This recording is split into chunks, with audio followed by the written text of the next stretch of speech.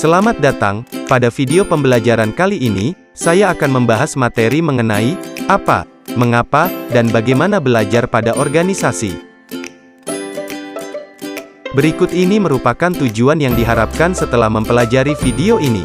Mengetahui dasar-dasar konsep belajar pada organisasi, memahami aspek yang menunjang belajar pada organisasi, mengetahui faktor penentu belajar di organisasi. Mengetahui tujuan dan manfaat belajar pada organisasi, memahami jenjang belajar organisasi, dan mengetahui pilar-pilar dari bangunan organisasi. Sebelum memasuki lebih dalam materi belajar pada organisasi, terlebih dahulu kita harus mengetahui pengertian dari belajar dan organisasi. Langsung saja simak materi berikut ini. Belajar. Belajar adalah perubahan yang relatif permanen dalam perilaku atau potensi seseorang sebagai hasil dari pengalaman atau latihan yang diperkuat akibat adanya interaksi stimulus dan respons. Seseorang dianggap telah belajar sesuatu jika dia dapat menunjukkan perubahan perilakunya. Organisasi.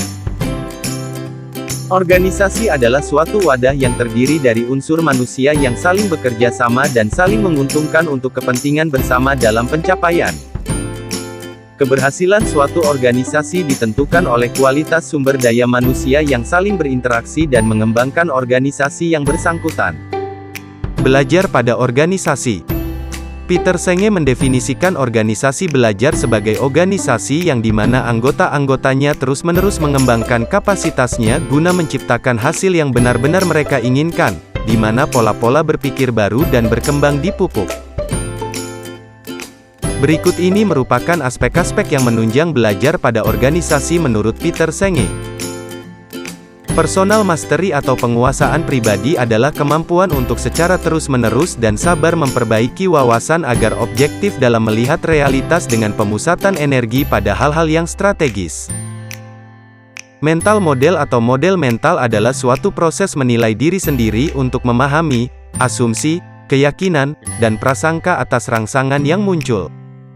Share vision atau visi bersama adalah komitmen untuk menggali visi bersama tentang masa depan secara murni tanpa paksaan. System thinking atau berpikir sistem, yaitu organisasi pada dasarnya terdiri atas unit yang harus bekerja sama untuk menghasilkan kinerja yang optimal. Team learning atau pembelajaran tim adalah kemampuan dan motivasi untuk belajar secara adaptif, generatif, dan berkesinambungan. Terdapat dua faktor penentu belajar di organisasi, yaitu: pertama, gaya belajar orang dewasa. Motivasi belajar seseorang yang sudah bekerja bertujuan untuk mendukung pekerjaan dan profesinya. Tolok ukur belajar atau mengikuti pelatihan dan sesuai dapat bekerja lebih baik dan lebih sukses. Memotivasi belajar, menghasilkan tampilan kinerja yang sangat bergantung atas motivasi internal, lingkungan pekerjaan, pengetahuan, keterampilan, perangkat kerja, sumber daya yang ada, dan sebagainya. Tujuan belajar pada organisasi, yaitu: belajar dalam organisasi dapat menekankan dialog dalam organisasi, khususnya dalam disiplin belajar dan belajar pada organisasi juga agar dapat berasumsi bahwa belajar itu penting dan berkelanjutan. Marquardt menitik beratkan adanya belajar dengan berbagai jenjang, ia membaginya menjadi tiga, yaitu: jenjang belajar individu. Jenjang belajar ini merupakan cara individu membuat makna dari pengetahuan dan keterampilan yang diperoleh. Jenjang belajar kelompok, yaitu berkolaborasi dan belajar tim akan meningkatkan kerjasama tim dan nilai tambah dari belajar sebagai sebuah tim. Jenjang belajar organisasi belajar, jenjang belajar ini menekankan pada interaksi seluruh anggota organisasi dan unsur-unsur organisasi secara sistematik. Terdapat dua pilar dari bangunan organisasi. Pertama, yaitu keterampilan belajar. Keterampilan belajar adalah beberapa keahlian dan kemampuan yang diberikan pada karyawan agar mampu melaksanakan proses belajar berkelanjutan.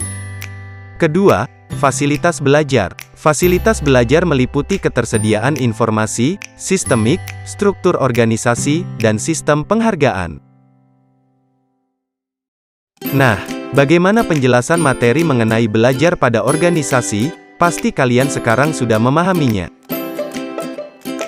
Kalau begitu, sampai jumpa di video selanjutnya dan terima kasih sudah menonton.